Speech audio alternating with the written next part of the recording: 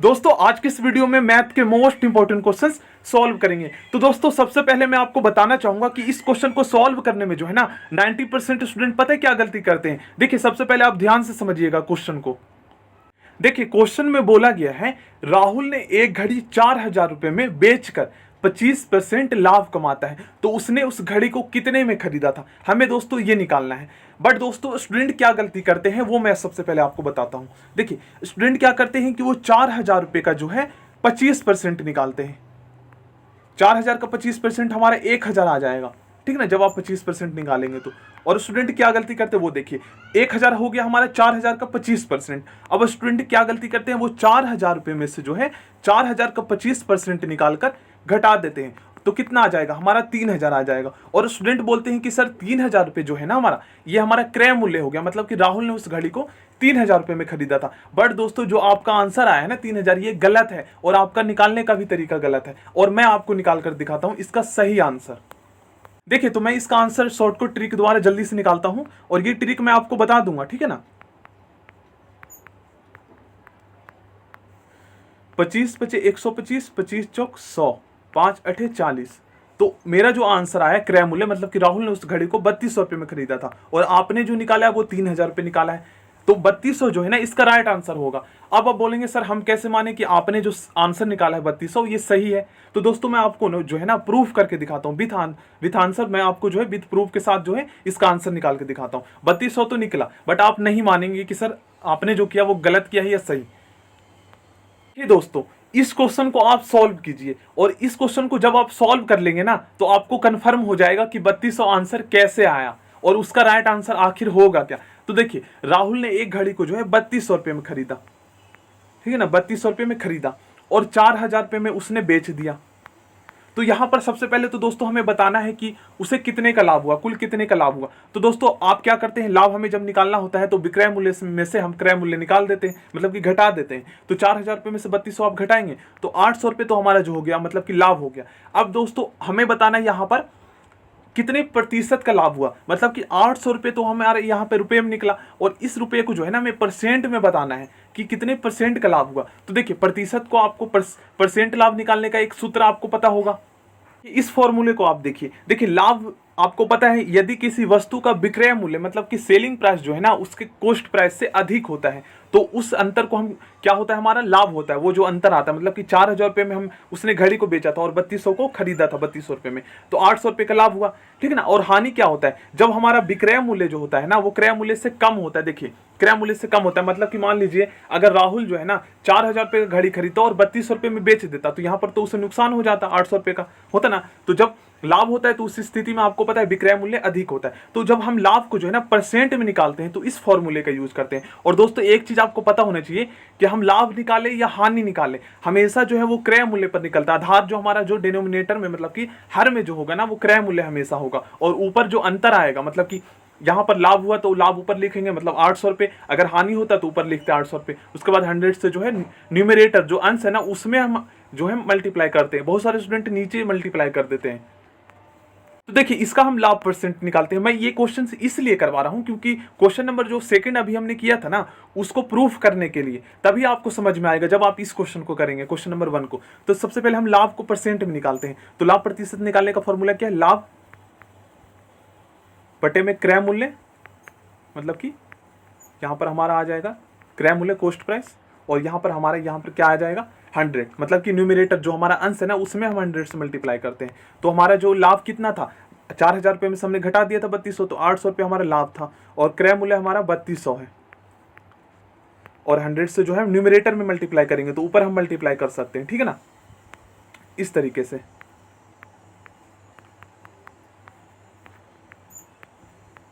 अब देखिए इसको आप काट दीजिए, 1 0 से 1 0 कट गया, 1 0 से 1 0 कट गया।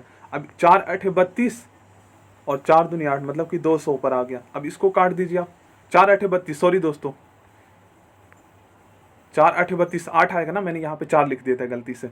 अब इसको काट दीजिए, 8 कम 8, 8 दूनी 16 और 8 पचे 40, मतलब कि जो प्रतिशत जो लाभ आया ना जो प्रतिशत लाभ आया वो 25% का लाभ हुआ। मतलब कि राहुल ने जो है ना 3200 रुपये में घड़ी को खरीद कर 4000 रुपये में बेचता है, तो उसे जो लाभ का जो परसेंटेज आता है ना, मतलब कि जो जितने परसेंट का लाभ कमाया वो 25% का लाभ कमाता है। और इसे अगर रुपये में अगर बात की जाए तो वो 800 रुपये का लाभ कमाता है। ठीक है ना। अब देखिए दोस्तों, हमारा क्वेश्चन नंबर सेकंड एक बार फिर से उस पर चलते हैं हम।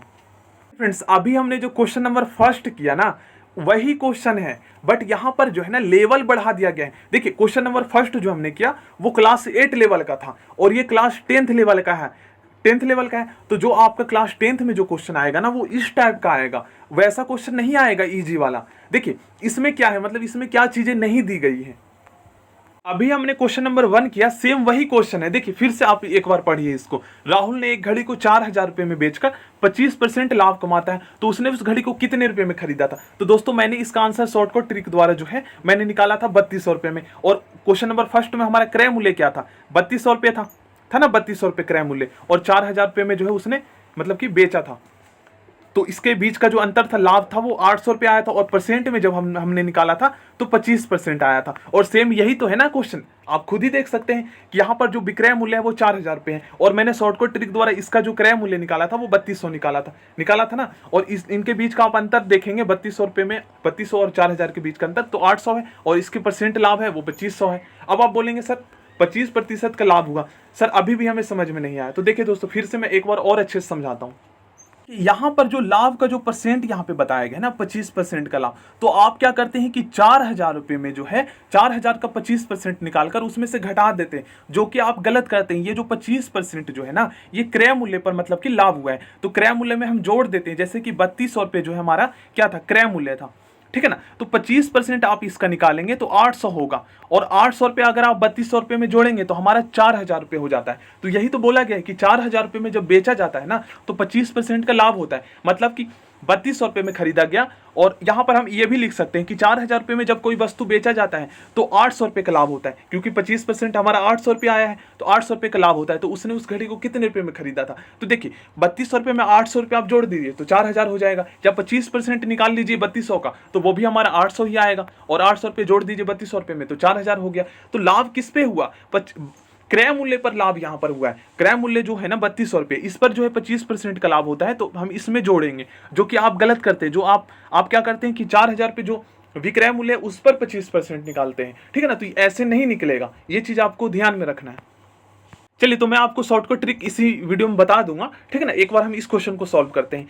एक व्यक्ति ने एक साइकिल को जो है 1200 रुपये में खरीद कर 1500 रुपये में बेच दी, मतलब कि बेच देता है, तो उसे कितने प्रतिशत का लाभ हुआ? तो लाभ प्रतिशत का फॉर्मूला दोस्तों आपको पता है। तो सबसे पहले आपको यहाँ पर घटा देना है, मतलब कि विक्रय मूल्य में से क्रय मूल्य घटा देना है, तो कुल यहाँ पर 300 रुपये का लाभ होता है। अब लाभ को हमें परसेंट में बताना है, तो लाभ बटे में क्रय मूल्य, लाभ निकाले या हानि निकाले हमेशा जो है क्रय मूल्य नीचे आएगा। तो क्रय मूल्य हमारा कितना है? 1200 रुपये। खरीदा जो हम खरीदते हैं जिस मूल्य पर वो हमारा क्रय मूल्य होता है। अब यहाँ पर आप 100 से मल्टीप्लाई कर दीजिए, ठीक है ना, ऊपर ही करिएगा, अंश में, हर में नहीं। अब 2 जीरो से हमारा 2 जीरो कट गया, ठीक है ना। यहाँ पर 6 दूनी 12 और 6 पचे 30, ऊपर 50 आ गया। 2 से आप इसको काट दीजिए तो हमारा जो आ गया कितना? 25% का जो है लाभ कमाता है, ठीक है ना। 300 रुपये का तो लाभ हुआ, बट इसको हमने परसेंट में निकाला तो 25% का लाभ होता है। अब दोस्तों इसी क्वेश्चन को जो है ना क्लास 10th लेवल का बनाने के लिए, ये क्लास 8 लेवल का क्वेश्चन है, आ भी सकता है ये क्वेश्चन, बट ज्यादा चांसेस है कि आपका क्लास 10th लेवल का क्वेश्चन आएगा, क्योंकि सिलेबस में दिया है। तो देखिए इस क्वेश्चन को इस तरीके से भी तो बना सकते हैं ना कि देखिए एक राहुल ने एक साइकिल को जो है 1500 रुपये में बेचता है, तो उस पर जो है 25% का लाभ होता है। तो इसका जो है ना क्रय मूल्य बताइए, मतलब क्रय मूल्य जो है हटा देता है, क्रय मूल्य हटा देता है, बोलता है कि एक व्यक्ति ने एक साइकिल को जो है 1500 रुपये में बेचकर, मतलब कि जब राहुल ने एक साइकिल को या फिर एक व्यक्ति ने एक साइकिल को जब वो 1500 रुपये में बेचता है तो उसे 25% का लाभ होता है। तो आखिर उस व्यक्ति ने या राहुल ने उस जो साइकिल है उसको कितने में खरीदा था? इस तरीके से भी क्वेश्चन बन सकता है। तो यही आपका 10th लेवल का क्वेश्चन है, और इसी तरीके से पूछा जाएगा पेपर में, सेम ऐसे ही क्वेश्चन पूछा जाएगा। तो चलिए अब हम इसको सॉल्व करते हैं। अब मैं आपको शॉर्टकट ट्रिक बताता हूँ कि इसको निकालने का क्या ट्रिक है। तरीके से भी पूछा जा सकता है। और अभी मैंने आपको बताया था कि यहां पर मान लीजिए क्रय मूल्य नहीं देता है, बोल देता है कि एक व्यक्ति ने एक साइकिल को जो है ना 1500 रुपये में बेचता है, तो उसे जो है ना 25% का लाभ होता है। 25% का लाभ होता है, तो बताइए उसने क्रय मूल्य मतलब कि उसने कितने में खरीदा था। ठीक है ना, इस तरीके से भी पूछ सकते हैं और इस तरीके से भी पूछ सकते हैं क्वेश्चन, तो दोनों तरीके को जो है हम समझते हैं। देखिए फ्रेंड्स, सबसे पहले हम इस क्वेश्चन को सॉल्व करते हैं और मैं इसका शॉर्टकट ट्रिक भी आपको बता दूंगा इसका क्या फॉर्मूला है। तो दोस्तों इस क्वेश्चन को जो है ना हम दोनों तरीके से करते हैं। एक आपका तरीका से जो स्टूडेंट गलत करते हैं, ठीक है ना, जो स्टूडेंट गलत तरीके से करते हैं वो भी मैं आपको बताता हूं और इसका सही तरीका क्या है। तो देखिए यहां पर बोला क्या गया है कि एक व्यक्ति ने एक साइकिल को 1500 रुपए में बेचकर 25% लाभ कमाता है, तो उसने साइकिल को कितने में खरीदा था। तो स्टूडेंट दोस्तों जो स्टूडेंट गलत करते हैं वो क्या करते हैं कि 1500 का जो है ना 25% निकाल देते हैं, 1500 का वो 25% निकाल देते हैं और उसके बाद क्या करते हैं वो 1500 रुपये में 25% निकालकर उसको जो है घटा देते हैं, तो वो उनका आंसर आ जाता है। ठीक है ना, देखिए 1500 का 25% हमारा 375 आ गया। तो स्टूडेंट जो गलत करते हैं वो क्या करते हैं कि 1500 रुपये में से जो है हमारा 25% निकल गया 375 और इसमें से घटा देते हैं और जो आंसर आता है वो स्टूडेंट बोलते हैं कि सर इतने में जो है उस व्यक्ति ने साइकिल को खरीदा था। बट दोस्तों ये आपका गलत आंसर आता है। अब इसका सही तरीका क्या है ये भी हम समझते हैं और अच्छे अच्छे क्वेश्चंस भी करेंगे। अब हम फॉर्मूले को देखते हैं। तो इसमें सबसे पहले आप एक चीज देख लीजिए, ठीक है ना, कौन सा फॉर्मूला लगेगा। सबसे पहले इसमें देख लीजिए क्या क्या चीजें दी गई है यहाँ पर मतलब कि सेलिंग प्राइस यहाँ पे बता दिया गया है 1500 रुपये और लाभ भी यहाँ पर जो है बता दिया गया है। तो हमें जो है क्रय मूल्य फाइंड करना है। दोस्तों अब इसमें से आप चेक कीजिए कि कौन सा फॉर्मूला लगेगा। तो सबसे पहले देखिए हमारे क्वेश्चन में क्या था, विक्रय मूल्य दिया गया था, ठीक है ना, विक्रय मूल्य दिया गया था 1500 रुपये और लाभ भी उसमें जो है बता दिया गया था 25%। तो कौन सा फॉर्मूला लगेगा और हमें निकालना क्या था, क्रय मूल्य मतलब कि कितने में खरीदा गया था। तो क्या फर्स्ट फॉर्मूला लग सकता है, देख लीजिए इसको दोस्तों, आप लोग लिख लीजिएगा सारे फॉर्मूले, इसी पर जो है मोस्टली क्वेश्चन आएंगे और ये 10th लेवल का फॉर्मूला है, ईजी वाले क्वेश्चन नहीं आएंगे कि लाभ प्रतिशत ज्ञात कीजिए। तो देखिए हमारा जो फॉर्मूला लगेगा ना वो ये लगेगा, क्योंकि हमें क्रय मूल्य निकालना है। तो क्रय मूल्य निकालने का सूत्र में क्या होता है, एसपी दिया हुआ होता है और लाभ परसेंट की स्थिति होती है, मतलब कि जब उस सिचुएशन में जो है ना लाभ हो रहा होता है। तो लाभ तो हमें पता चल चुका है 25% है, ठीक है ना, और विक्रय मूल्य भी बता दिया गया है 1500 रुपये है और हमें क्रय मूल्य फाइंड करना है। तो क्रय मूल्य फाइंड करने का जो हमारा फॉर्मूला है वो ये है। तो इस फॉर्मूले को हम यूज करेंगे। अगर आप फॉर्मूले को समझ लेते हैं ना तो आप सेकंड में आंसर निकाल देंगे। देखिए यहाँ पर क्या है, 100 हमें लिखना है और नीचे में जो हमें लाभ परसेंट की स्थिति है 25% लाभ होता है, नीचे हमें 100 प्लस में 25 कर देना है। और यहाँ पर जो हमें क्या आएगा, यहाँ पर जो दिया है मतलब कि यहाँ पर एसपी दिया गया है, तो न्यूमरेटर मतलब कि अंश में जो है हम 1500 से मल्टीप्लाई कर देंगे, नीचे नहीं करना है, ठीक है ना। अब इसको हम सॉल्व कर देते हैं। तो देखिए 100/125 मल्टीप्लाई में 1500, यही तरीका जो है मैंने यही फॉर्मूला शॉर्टकट ट्रिक लगाया था पहले। अब इसका आप जो है सॉल्व कर दीजिए। तो 25 × 125, 25 चौक 100, ठीक है ना, 5 तिया 15, 300 आ गया यहाँ पर और यहाँ पर 4, तो 4 तिया 12, मतलब कि 1200 रुपये जो है हमारा क्रय मूल्य निकल गया, सेकंड में निकल गया ना, आप ही देख लीजिए। तो ये फॉर्मूला 4 फॉर्मूला है, बस उसको आप लोग समझ लीजिएगा। इसका आंसर जो हो जाएगा ऑप्शन ए 1200 रुपये। और आपने जो तरीका, जिस तरीके से स्टूडेंट जो गलत करके मतलब गलत तरीके से निकालते हैं तो वो जो है राइट आंसर नहीं होता है। जो तरीका मैंने आपको बताया, जो फॉर्मूला आपको बताया, इसी तरीके से आपको निकालना है। देखिए दोस्तों उसी क्वेश्चन को इस तरीके से भी पूछ सकता है। तो फिर इस सिचुएशन में हम कैसे सॉल्व करेंगे, देखिए यहाँ पर बता दिया गया है कि एक व्यक्ति ने एक साइकिल को जो है ना 1200 रुपये में खरीदकर 25% लाभ पर बेचता है, मतलब कि 25% लाभ कमाता है। तो विक्रय मूल्य ज्ञात कीजिए, विक्रय मूल्य क्या होगा। तो फॉर्मूला देखते हैं कौन सा लगेगा। यहाँ पर आप चेक कर लीजिए, लाभ परसेंट दिया गया, लाभ प्रतिशत की स्थिति है और क्रय मूल्य दिया गया है यहाँ पे, ठीक है ना, 1200 रुपये। विक्रय मूल्य हमें फाइंड करना है। तो चलिए हम देखते हैं कौन सा फॉर्मूला लगेगा। उस क्वेश्चन में हमें क्या निकालना था, हमें विक्रय मूल्य निकालना था और स्थिति क्या थी, लाभ की स्थिति थी। अगर हानि की स्थिति हो और हमें विक्रय मूल्य फाइंड करना हो तो ये वाला फॉर्मूला लगाएंगे। अगर लाभ की स्थिति है, उसमें हमें 25% का लाभ हो रहा था और क्रय मूल्य दिया गया था, हमें विक्रय मूल्य फाइंड करना है, तो ये वाला फॉर्मूला लगाएंगे। तो इसमें हमारा वो वाला फॉर्मूला लग जाएगा। तो ऊपर में जो है हम लिखेंगे 125, क्योंकि यहाँ पर जुड़ जाएगा। देखिए इस तरीके से बटे में यहाँ पर हमारा 100 आ जाएगा और यहाँ पर 1200 से मल्टीप्लाई। देखिए इस फॉर्मूले को लगाएंगे। अब इसको हम क्या करेंगे, 125 आ जाएगा ऊपर में, बटे में 100 और मल्टीप्लाई में 1200। 2 0 से 2 0 कट जाएगा, 12 25 60 के 0, 12 दूनी 24, 24 और यहाँ पर 6, 30 के 0, 12 कम 12, 12 और यहाँ पर 3, 15।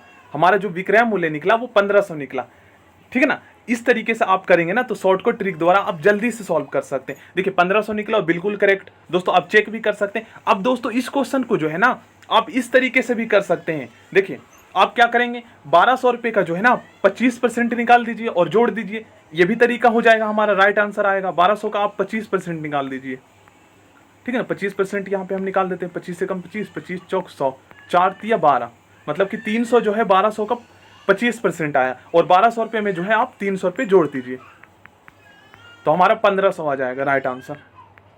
बट आप बोलेंगे सर उस सिचुएशन में जब हमें विक्रय मूल्य दिया हुआ हो, जब हमें विक्रय मूल्य दिया हुआ हो, मतलब कि इस सिचुएशन में जब हमें विक्रय मूल्य दिया हुआ हो और लाभ की स्थिति हो, 25% लाभ हो, तो उसका क्रय मूल्य निकालने के लिए जो है हम वैसे क्यों ना करें, जैसे मैं आपको बता रहा था कि स्टूडेंट गलत करते हैं, क्या करते हैं वो कि 1500 का जो है वो 25% निकाल देते हैं और 1500 में से घटा देते हैं। बट इस यहाँ पर जो है ना वो नियम लागू नहीं होगा, क्योंकि दोस्तों यहाँ पर जो 25% जुड़ा हुआ है ना वो क्रय मूल्य पर निकाल कर जुड़ा हुआ है। 25% वो क्रय मूल्य पर निकाला गया है, ना कि विक्रय मूल्य पर निकाला गया है। अगर आप ऐसे करेंगे सॉल्व तो आपका गलत आंसर आएगा, खुद भी आप चेक कर सकते हैं एक बार, 1200 रुपये नहीं आएगा। एक बार इस फॉर्मूले को आप लोग समझिएगा। देखिए जब हमें जो है ना क्रय मूल्य जब हमें फाइंड करना होता है, क्रय मूल्य और विक्रय मूल्य दिया हुआ होता है और लाभ की स्थिति होती है, मतलब कितने % का लाभ हुआ, तो क्रय मूल्य में क्या होता है ना, क्रय मूल्य जब हमें फाइंड करना होता है, चाहे लाभ की स्थिति हो या हानि की स्थिति हो, तो क्या करते हैं डिनोमिनेटर में जो है ना हमारा लाभ प्रतिशत या हानि प्रतिशत, देखिए लाभ प्रतिशत में हमारा डिनोमिनेटर में जुड़ जाता है और हानि प्रतिशत में घट जाता है, ये चीज आपको पता होनी चाहिए। और विक्रय मूल्य जब हमें फाइंड करना हो तो याद कीजिएगा न्यूमरेटर जो हमारा अंश होता है ना उसमें हमारा जुड़ता है, उसमें हम जोड़ते हैं या फिर हम घटाते हैं। देखिए ये चीज आप बस नोटिस कीजिएगा, फॉर्मूला अगर आप समझ लेते, याद हो जाता है, तो सारे क्वेश्चंस आप कर पाएंगे। फ्रेंड्स इस क्वेश्चन को सॉल्व करते हैं। सबसे पहले देखिए यहाँ पर क्या क्या चीजें दिया गया है।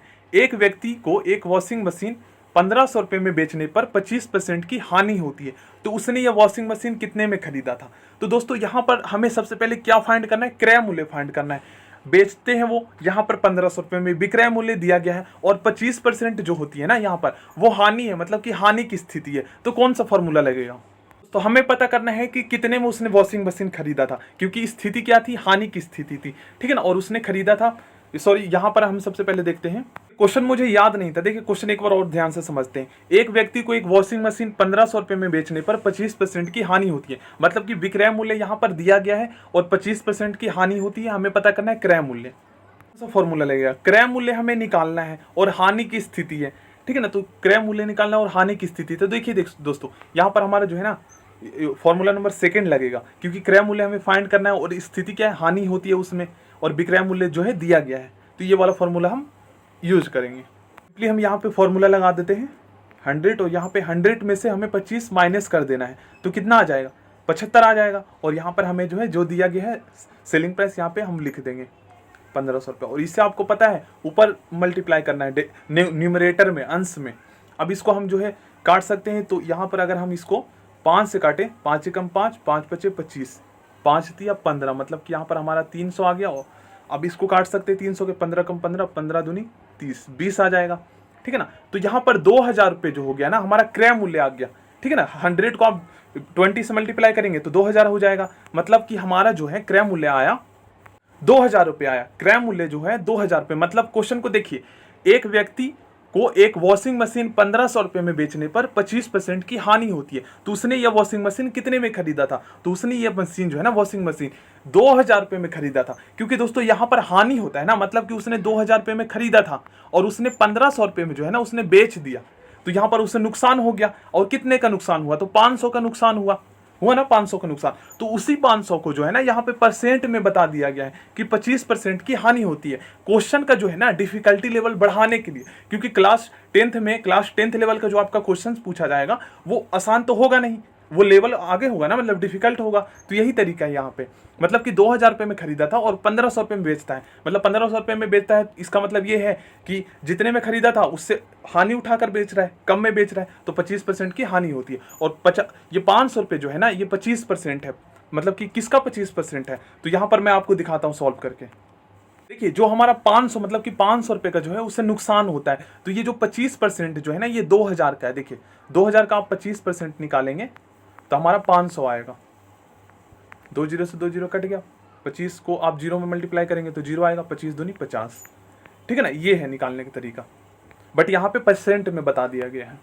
फ्रेंड्स इस क्वेश्चन को कैसे सॉल्व करेंगे, यहाँ पर आप देखेंगे हमें जो है ना क्रय मूल्य फाइंड करना है। और विक्रय मूल्य दिया गया है और क्या है, हानि की स्थिति है। तो सिंपली दोस्तों वही वाला हम फॉर्मूला लगाएंगे यहाँ पर, और नीचे हानि की स्थिति है तो घटा देंगे, 100 में से जो है 20 घट जाएगा तो 80 आ जाएगा, और यहाँ पर हमारा जो है सेलिंग प्राइस दिया है वो लिख देंगे। सिंपली 0 से 0 कट गया, 4 दूनी 8, 4 पचे 20 और 1 0, 2 से काट दीजिए 50 को 25 आ जाएगा, और 25 को 100 से मल्टीप्लाई कर देंगे तो 2500, मतलब कि 2500 रुपये में खरीदा गया था। देखिए दोस्तों ये क्वेश्चन जो है ना बहुत ही ज्यादा इजी है, बट दोस्तों कुछ स्टूडेंट इस क्वेश्चन को देखकर जो है ना कंफ्यूज हो रहे होंगे, सर ये क्वेश्चन तो बहुत ही ज्यादा डिफिकल्ट है। बट दोस्तों ये क्वेश्चन जो है ना बहुत ही ज्यादा इजी है। देखिए आप इसको सेकंड में कर सकते हैं। सबसे पहले तो दोस्तों क्वेश्चन को जो है ना आपको समझना है।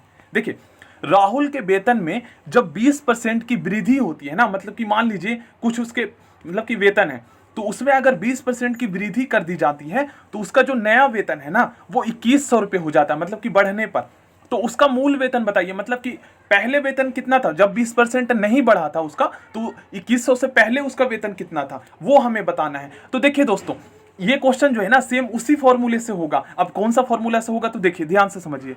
देखिए दोस्तों मान लीजिए आप जो है ना इसको मान लीजिए विक्रय मूल्य, मतलब कि इस तरीके से भी तो हम क्वेश्चन को बना सकते हैं ना कि मान लीजिए किसी वस्तु की कीमत जो है, किसी वस्तु पर जो है ना, मतलब कि किसी वस्तु की क्रय मूल्य ज्ञात कीजिए। यदि उसको बेचने पर हमें 20% की लाभ होती है तो उसका क्रय मूल्य क्या होगा, मतलब कि यदि किसी वस्तु को 2100 रुपये में मतलब बेचा जाता है तो 20% की लाभ होता है, 20% का लाभ होता है, तो उसका क्रय मूल्य ज्ञात कीजिए। इस तरीके से भी तो ये क्वेश्चन बन सकता है। और अगर इस तरीके से ये क्वेश्चन बन जाएगा तो हमारा कौन सा फॉर्मूला लगेगा, ये वाला फॉर्मूला लग जाएगा ना। देखिए मान लीजिए उसका क्या था, मतलब कि उसके वेतन में जो है ना जब 20% की वृद्धि होती है तो 2100 रुपये जो है उसका वेतन हो जाता है, नया वाला वेतन। तो उससे पहले वाला वेतन क्या था, तो दोस्तों नया वाला वेतन को हम मान लीजिए सेलिंग प्राइस मान लेते हैं, विक्रय मूल्य। और क्रय मूल्य क्या था, तो क्रय मूल्य हमें पता करना है, मतलब कि उसका जो है ना पुराना वाला वेतन पता करना है, जब उसका परसेंट नहीं बढ़ा था। तो 20% बढ़ जाता है तो लाभ की स्थिति हम 20% मान सकते हैं। और ये वाला फॉर्मूला आप लगा कर देखिए,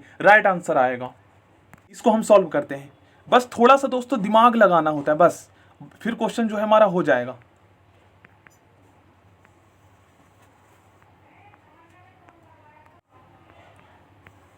नीचे हम जो है 120 कर देंगे क्योंकि 100 में जो हमें 120 जोड़ देना है। अब देखिए इसको आप काट दीजिए, 0 से 0 कट गया, 3 चौक 12, 3 सत्ते 21, ऊपर 70 आ जाएगा। 4 से इसको काटेंगे तो यहाँ पर 25 आ जाएगा। 25 को आप 70 से मल्टीप्लाई करेंगे तो कितना आएगा, 25 को आप 70 से मल्टीप्लाई करेंगे, 25 को 70 से आप मल्टीप्लाई करेंगे तो यहाँ पर हमारा जो आ जाएगा वो आंसर आ जाएगा 1750। मतलब कि उसका जो उसका जो पहले वाला जो वेतन था ना वो 1750 था। मतलब कि जब उसका वेतन 20% नहीं बढ़ा था तो उससे पहले का जो उसका वेतन था वो 1750 था। सॉरी दोस्तों शायद मैंने 750 बोल दिया होगा, 1750 जब नहीं बढ़ा था। अब उसका नया वेतन जो है वो 2100 है। तो इसी तरीके से हम मान सकते हैं इसको कि ये जो हो गया हमारा विक्रय मूल्य हो गया, और 20% लाभ होता है तो उसका जो है क्रय मूल्य क्या था, जब मतलब कि 20% नहीं बढ़ता है, लाभ नहीं होती है। तो इस तरीके से क्वेश्चन को हम कर सकते हैं। जब उसका वेतन में 20% वृद्धि हुई तो इसको हम लाभ ही तो मानेंगे ना, मान लीजिए लाभ मान सकते हैं इसको। तो इस क्वेश्चन का आंसर आप लोगों को कमेंट बॉक्स में बताना है, ठीक है ना, वैसे ही होगा ये question. So thank you friends, next video में मिलते हैं। चैनल को सब्सक्राइब करके बेल आइकन को प्रेस कर दीजिएगा, क्योंकि जैसे ही कोई न्यू वीडियो आएगी तो आप तक नोटिफिकेशन पहुंच जाएगा। So thank you, next video में मिलते हैं।